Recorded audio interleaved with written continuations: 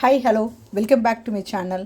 இன்றைக்கி நம்ம பண்ண போகிறது ரொம்பவே சிம்பிளான கம்ஃபர்ட்டிங் பட் ஃப்ளேவர்ஃபுல்லான லஞ்ச் ரெசிபி. வெண்டைக்காய் சாதம் பண்ண போகிறோம். நிறைய பேர் வெண்டைக்காய் சாதம்னு என்ன இது வெண்டைக்காயில் சாதம் பண்ண போறியா அப்படின்னு நினைப்பேன். ஆனால் நீங்கள் அதை பண்ணி பார்த்தேன்னா நீங்களே இதுக்கு ரொம்ப பெரிய ஃபேன் ஆகிடுவேன். வெண்டைக்காவை நல்லா கிறிஸ்பியாக ரோஸ்ட் பண்ண போகிறோம். ரோஸ்ட்னால் எண்ணெயில் குக் பண்ணி தான் அதை கிறிஸ்பியாக ஆக்க போகிறோம். அதில் நம்ம யூஸ் பண்ண போகிறது பிரண்டை பொடி. நேற்று தான் அது ஒரு ரெசிபி நம்ம போட்டிருக்கோம். ஸோ குழந்தைகளுக்கு கொடுக்கும்போது காய்கறி மட்டும் இல்லை, பிரண்டை பொடியும் சேர்த்து கொடுக்கறதுனால ரொம்பவே ஹெல்த்தியாக இருக்கும். வாங்க இதை பண்ணுறதுக்கு நமக்கு என்னென்ன பொருள் வேணும் அப்படிங்கிறத பார்க்கலாம்.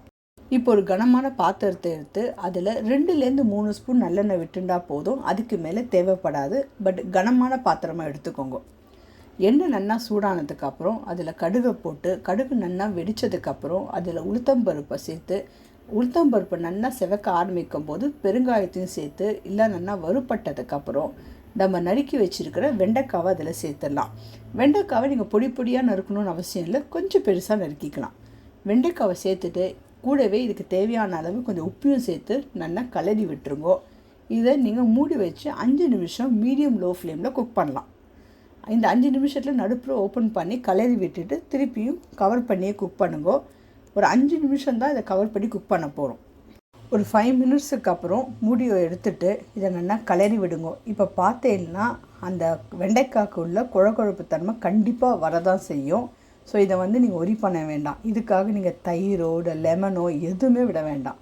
இதை நல்லா கலரிட்டு இதுக்கு தேவையான அளவு கொஞ்சம் மஞ்சப்பொடியை போட்டுட்டு திருப்பி கலரி விடுங்க. நீங்கள் ஒவ்வொரு வாட்டி கலரும் போதும் அந்த காய்கறியை அந்த கடாயில் ஃபுல்லாக ஸ்ப்ரெட் அவுட் பண்ணிவிடுங்க. மஞ்சப்பொடியை போட்டுட்டு கூட நீங்கள் கலரி விட்டுட்டு ஸ்ப்ரெட் அவுட் பண்ணிவிட்டு ஒரு 2-3 நிமிஷத்துக்கு அப்புறம் நம்ம அரைச்சி வச்சுருக்கிற பிரண்டை பொடியை சேர்த்துக்கலாம். உங்கள்கிட்ட பிரண்டை பொடி இல்லை, நீங்கள் கறிப்பொடி வச்சுருந்தாலும் சேர்த்துக்கலாம். ரெண்டுமே ஒன்று தான். இதில் நம்ம பிரண்டை சேர்த்துருக்கோம். கறிப்பொடியாக இருந்தால் பிரண்டை இல்லாமல் இருக்கும், அவ்வளோதான். பொடியை தாராளமாக சேர்த்துக்கோங்க. ஏன்னா இந்த காய்க்குள்ளே காரம் ஃபுல்லாக அந்த பொடியிலேருந்து தான் வரப்போகுது. கறிப்பொடியாக இருந்தாலும் சரி, பிரண்டை பொடியாக இருந்தாலும் சரி, அதில் நிறைய பருப்பு இருக்குது. ஸோ அதனால் தாராளமாக சேர்த்துண்டு நல்லா கலரி விட்டுட்டு நல்லா ஸ்ப்ரெட் அவுட் பண்ணிவிடுங்க. நான் எந்த காரக்கறி பண்ணாலும் இந்த வார்த்தையை கண்டிப்பாக சொல்லுவேன், ஸ்ப்ரெட் அவுட் பண்ணுங்க அப்படின்னு. ஏன்னா அப்போ தான் அடுப்புலேருந்து அந்த ஃப்ளேம் ஹீட் யூனிஃபார்மாக எல்லா காய்க்கும் போகும். ஸ்ப்ரெட் அவுட் பண்ணேன்னா ரொம்ப ஈஸியாக குக் பண்ண முடியும். நம்ம அப்படி திருப்பி போடுற மாதிரி அதை நல்லா கலரி எல்லா சைடும் குக் பண்ண முடியும். ஸோ பிரண்டை பொடியை சேர்த்துட்டு கலரி விட்டு ஸ்ப்ரெட் அவுட் பண்ணுங்க. அதுக்கப்புறம் ஒரு 10-15 நிமிஷம் குக் பண்ண வேண்டியிருக்கும். மீடியம் லோ ஃப்ளேம்லேயே குக் பண்ணுங்க. இன்பிட்வீன் கலருங்கோ. நீங்கள் பார்த்தேன்னா ஒரு 4-5 நிமிஷத்தில் வெண்டைக்காயோட குழகுழப்பு தன்மை கொஞ்சம் குறைஞ்சிருக்கும். ஸோ நீங்கள் கண்டிப்பாக 15 நிமிஷத்துக்கு அப்புறம் பார்த்தேன்னா வெண்டைக்காய் நல்லா கிறிஸ்பியாக ஆரம்பிக்கும்.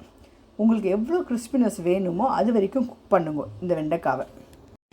இப்போ வெண்டைக்காய் ரெடியாக எடுத்து நம்ம ஏற்கனவே குக் பண்ணி எடுத்து வச்சுருக்கிற சாதத்தை இதில் சேர்த்துக்க போகிறோம்.